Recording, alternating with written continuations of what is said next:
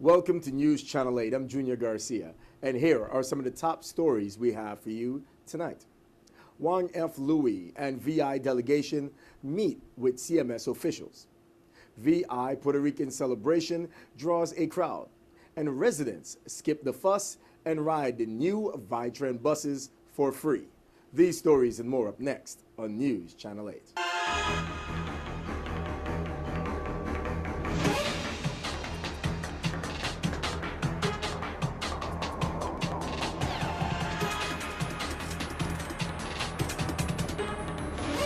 Meaningful Beauty, now available in the Virgin Islands, brings you News Channel 8. Pamela and Cindy Crawford tell how they use it. More on Channel 8, as seen on channel8.com, and call 1-800-811-2749 for Meaningful Beauty. In our top story tonight, the Governor Wang Louis Hospital CEO, Dr. Kendall Griffin, St. Croix District Governing Board Chairperson, Dr. Anthony Ricketts, and Ropes and Gray attorney Deborah Gardner met with officials from the CMS in Baltimore, Maryland. Joining the meeting by phone from St. Croix were Delegate Donna Christensen and Wang F. Louis leadership team. The VI delegation presented a comprehensive and thoughtful message of progress and improvement of hospital operations to officials of the federal agency to address the deficiencies noted in the CMS survey completed on August 1st, 2014.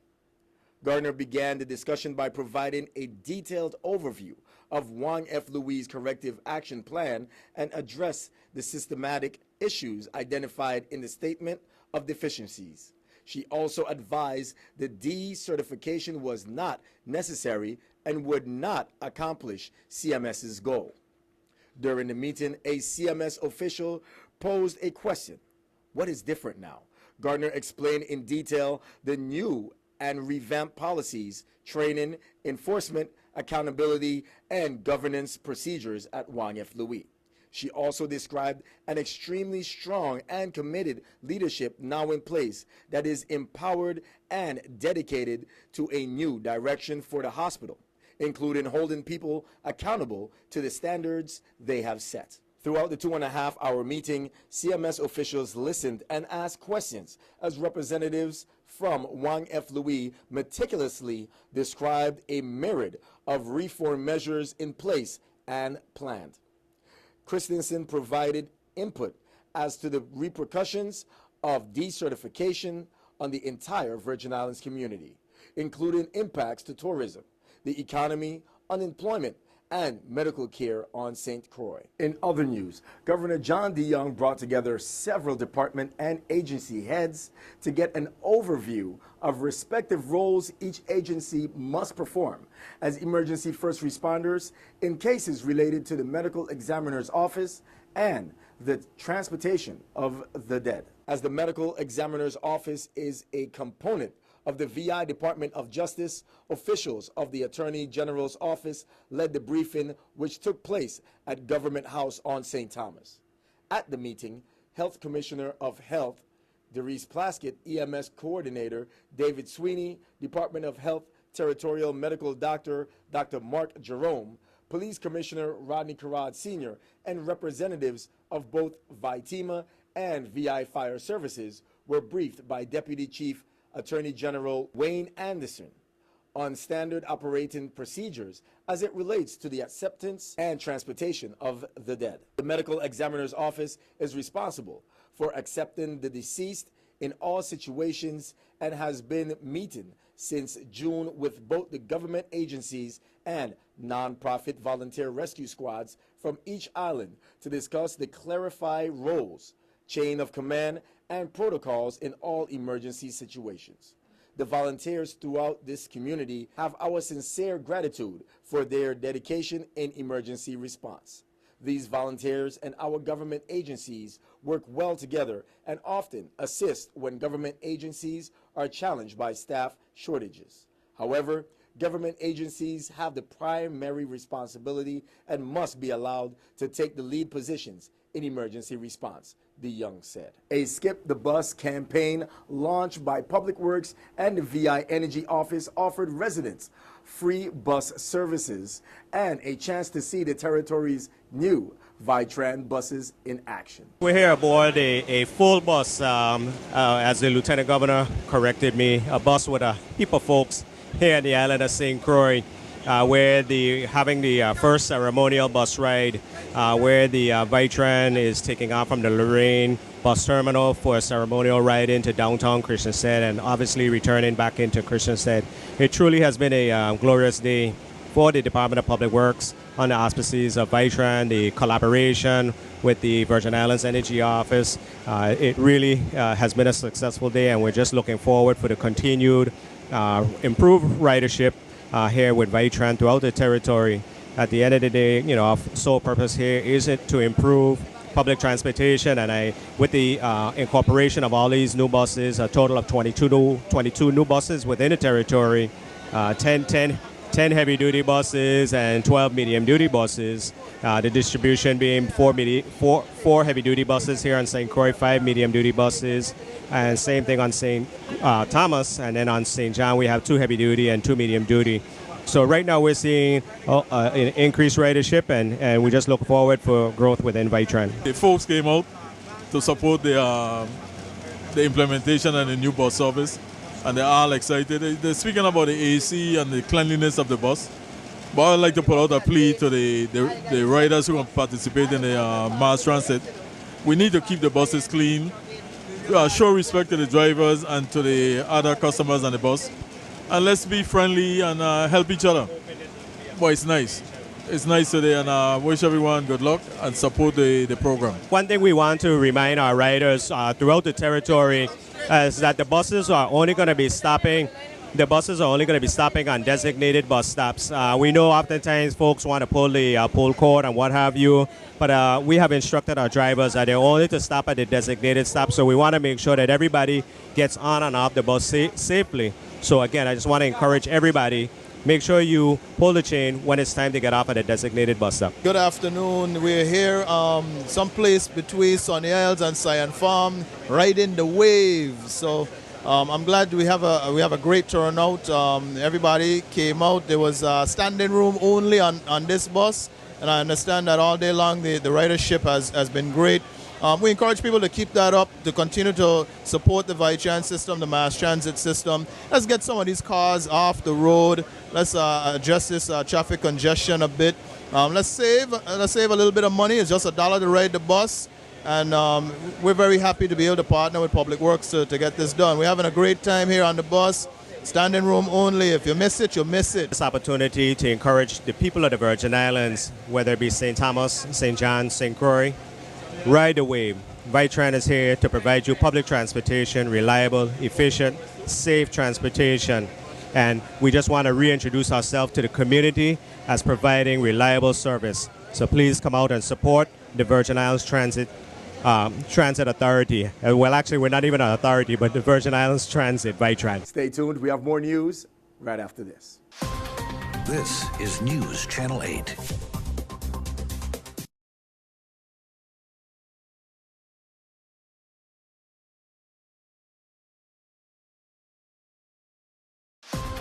This is News Channel 8. And welcome back to News Channel 8. Families gather at the Armapavi Ball Field Sunday to celebrate the mingling of the Virgin Islands and Puerto Rican cultures. One of the events in the annual Virgin Islands Puerto Rican Friendship Celebrations is like this. Good afternoon and welcome to the Virgin Islands Puerto Rico Friendship Committee's Fiesta en el Batey.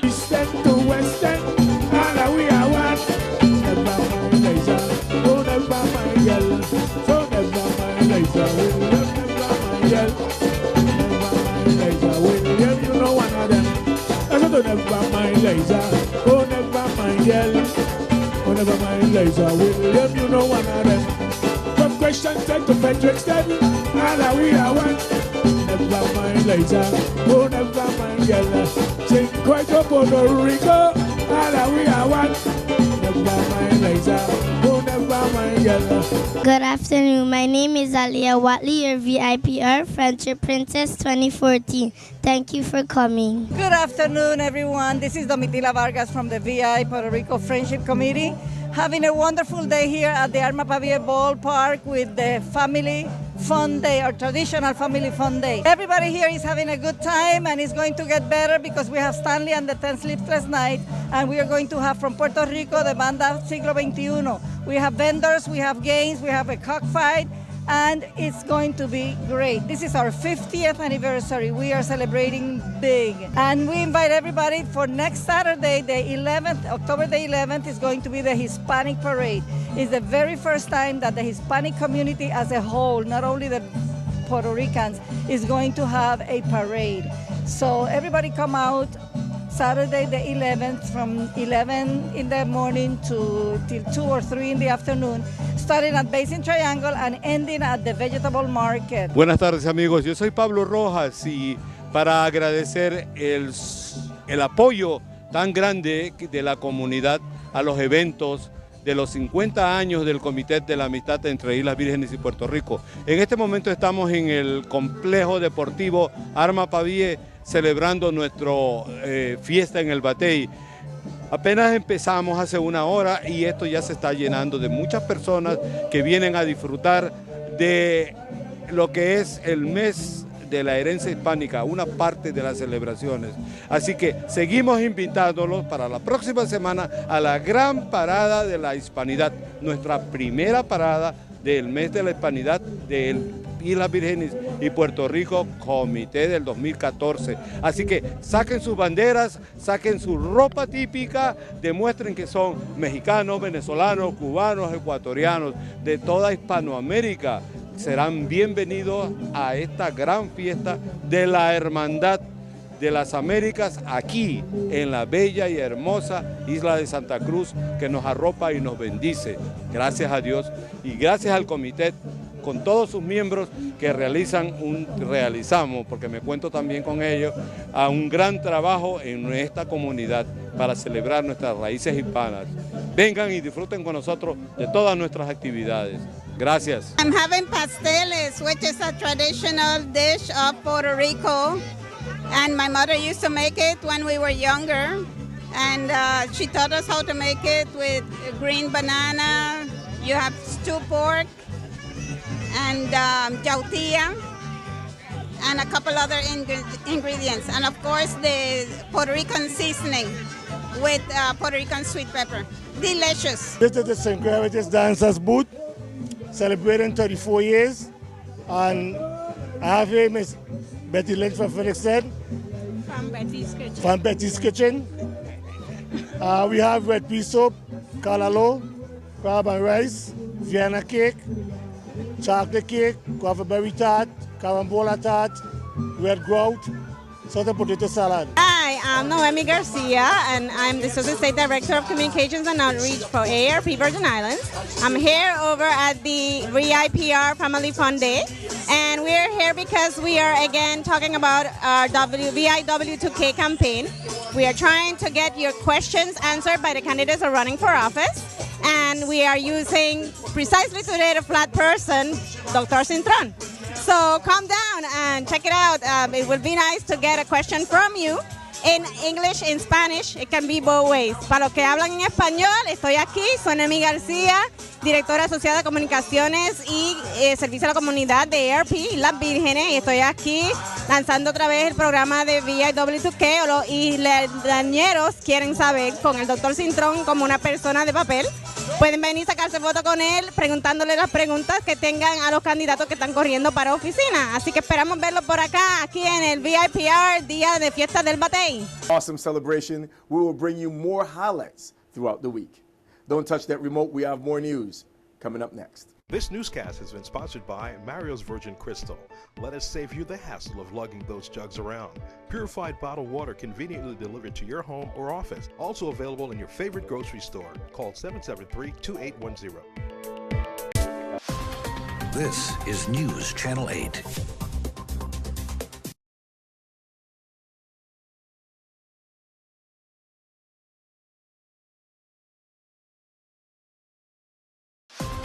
This is News Channel 8. And finally tonight, the Virgin Islands Domestic Violence and Sexual Assault Council presents its annual open house on Tuesday, October 7th. Good evening. My name is Darlene Spring. I'm one of the Virgin Islands Community Outreach Specialists for the Virgin Islands Domestic Violence Sexual Assault Council. And I'm here this evening talking about our open house that we're having for DVSAC.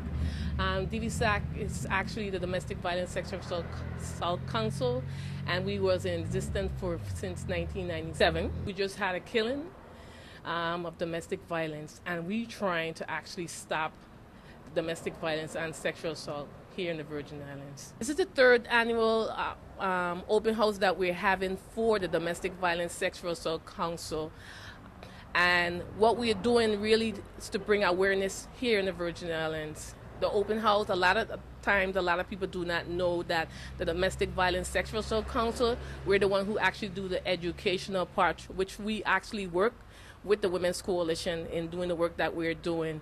So that's one thing we want to actually put out there, that we do a lot of the educational work. We go and do the trainings, the workshop, with also the Women's Coalition too. I also want you to know that this month is Domestic Violence Awareness Month, and there's a lot of activity that's going to be taking place here in the Virgin Islands. We're actually a territorial coalition, so there are events on St. Croix, St. Thomas, and also St. John. So do come out to our third annual open house. We're at the Village Mall next to the Veterans Affair. Anyone has any presentation, workshop, or training on domestic violence and they want us to come out to their school, their churches, or business, we can actually come out to us here. Request form is here also, and you can call 719-0144. That's 719-014. And that's the number for the Domestic Violence Sexual Assault Council. Do have a good evening. Don't go anywhere. We have your weather coming up next. Your weather coming up next.